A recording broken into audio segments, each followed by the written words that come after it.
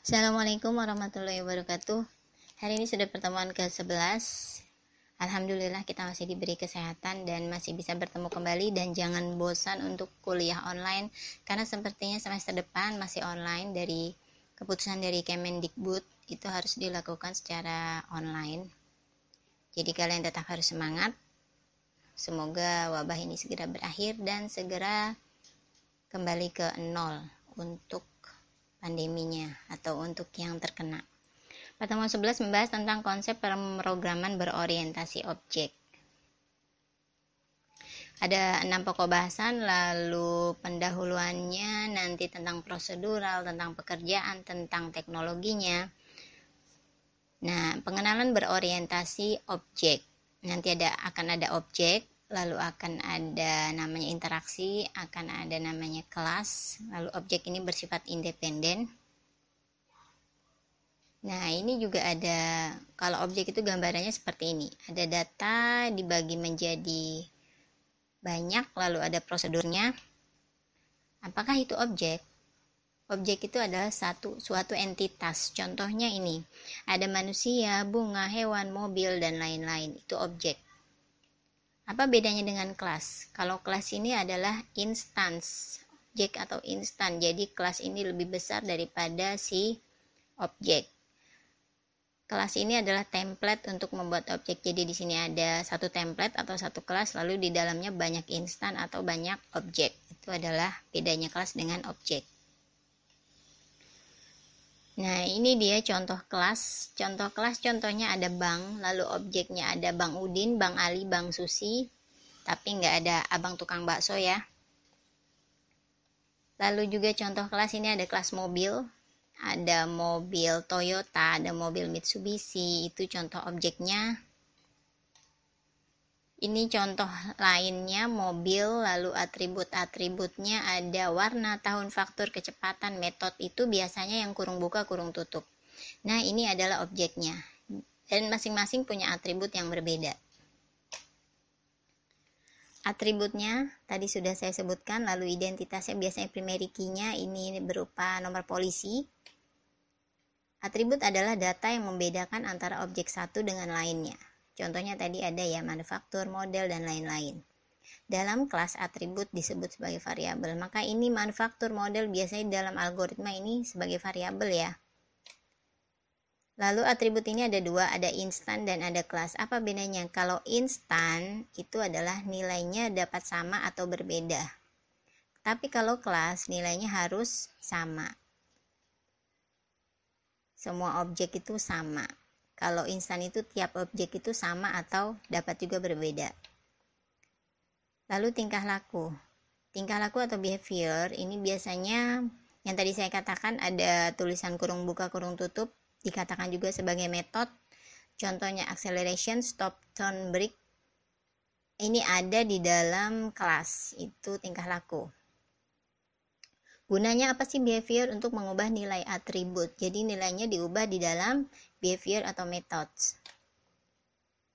Serangkaian statement. Jadi di dalam ini ada statement, itu di dalamnya ada perintah-perintah, ada algoritma, itu namanya methods. Responsibility, sebuah kontrak atau obligasi, contohnya CRC card. Ini tidak perlu terlalu dipusingkan karena jarang dipakai untuk responsibility. Semua objek dalam kelas memiliki keadaan dan tingkah laku yang sama, itu responsibility ya. Konstruktor ini adalah instansiasi objek. Biasanya nama konstruktor itu adalah namanya sama dengan kelasnya.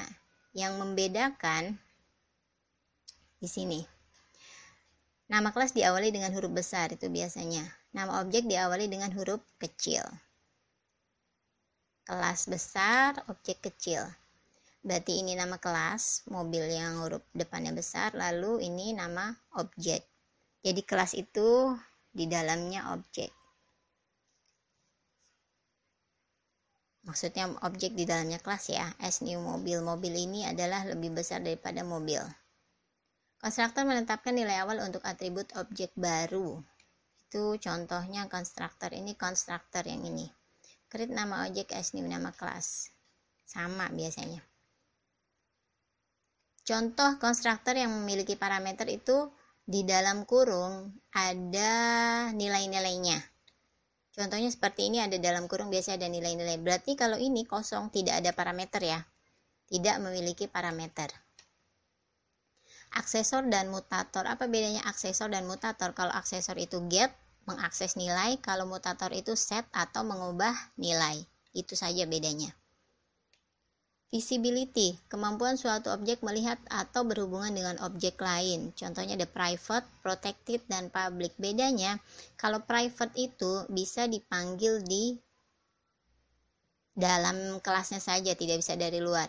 Kalau protected bisa dipanggil oleh anak-anaknya saja yang mempunyai sifat pewarisan. Dan kalau public, boleh siapa aja yang memanggil. Lalu pengiriman pesan atau messaging. Pengiriman pesan ini dapat mengirim, dapat juga menerima. Contohnya, nah ini dia. Mobil yang diparkir itu tidak bisa melakukan apapun karena sebuah logam ya. Dan bagaimana pesannya? Harus menyalakan mobil, menggunakan rem, itu dia pesannya. Dan dapat juga mengirim pesan berupa tambahannya, yaitu parameter seperti yang tadi di dalam ada variabel, ada nilai variabel di dalam tanda kurung buka kurung tutup.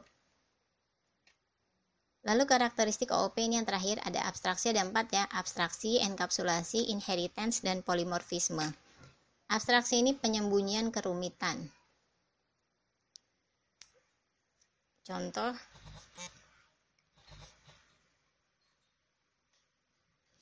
contohnya, orang hanya perlu berpikir bahwa mobil adalah sebuah objek yang telah memiliki perilaku spesifik, dapat digunakan sebagai alat transportasi.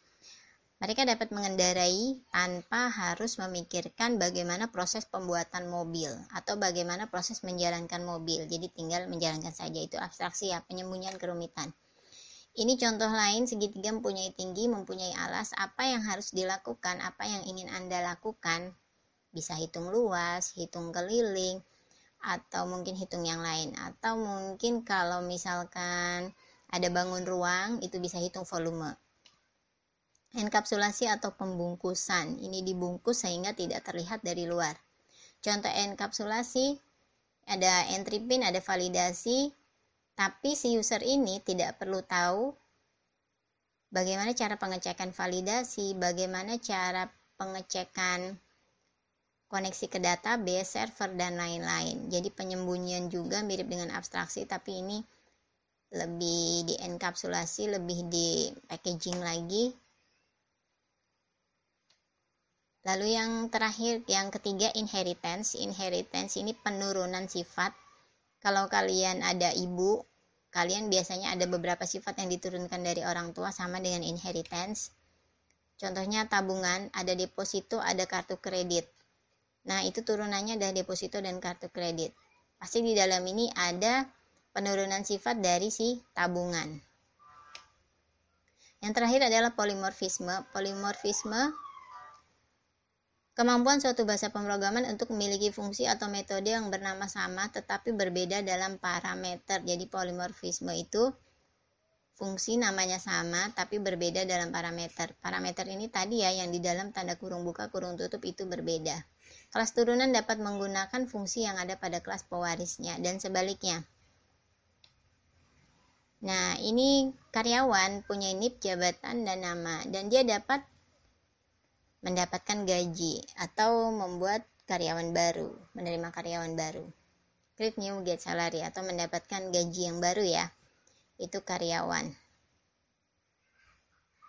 Berarti yang dapat mengakses get salary ini adalah hanya yang karyawan, yang punya NIP, yang punya jabatan, dan punya nama. Selain itu tidak bisa mengakses.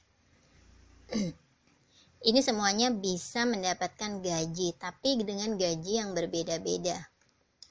Tadi dikatakan berbeda dalam parameter ya, parameternya berbeda. Contoh, nah ini sama-sama mendapatkan gaji, tapi berbeda-beda karena ini ada full time, ada karyawan yang full, karyawan yang hanya part time, dan karyawan yang kontrak.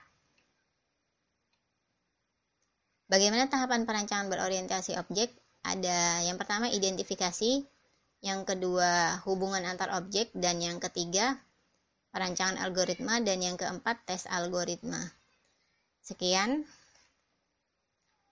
Masih ada lagi. Mohon maaf. Kelebihannya, kenapa sih kita harus memakai pemrograman berorientasi objek? Jadi kelebihannya itu mempermudah. Jika ada kesalahan, kalian tidak perlu melihat keseluruhan dari program. Kalian hanya perlu melihat di beberapa metode saja. Lalu juga kalau ingin memanggil algoritma, kalian hanya memanggil metodenya saja, tidak perlu mengetik ulang semua. Otomatis resiko kesalahan relatif kecil. Itu dia kelebihannya menurut kata-kata saya sendiri. Nah, ini versus terstruktur dan OOP. Yang pertama ini, kalau OOP lebih kepada fungsi, bukan kepada algoritmanya. Yang kedua, objek. Kalau ini menjadi modular. Yang ketiga, objeknya fungsi-fungsi pada objek yang sama, jadi tidak global ya, ada yang private, ada yang protected seperti tadi. Kalau yang ketiga di sini adalah global semuanya. Makanya kalau ada kesalahan atau kalian ingin mengakses harus mengetik ulang lagi karena global. Lalu yang keempat, ini datanya tersembunyi tadi ya, seperti abstraksi, enkapsulasi, itu disembunyikan. Lalu ini bebas kemana saja karena global. Yang keempat, objek dapat saling berkomunikasi. Kalau ini bukan berupa objek tapi fungsi. Jadi fungsinya bertransformasi atau dengan nama lain bisa diketik ulang dan diubah. Kalau ini tidak perlu diketik ulang, hanya mengirim message saja. Yang keenam adalah bottom up, lalu top down. Bottom up ini maksudnya tinggal mengakses fungsi-fungsinya saja atau prosedurnya. Kalau top down ini adalah mengetik ulang ya. Sekian dari saya. Latihannya nanti akan di GC sesuai dengan apa yang saya jelaskan tadi. Saya akhiri dulu. Wassalamualaikum warahmatullahi wabarakatuh.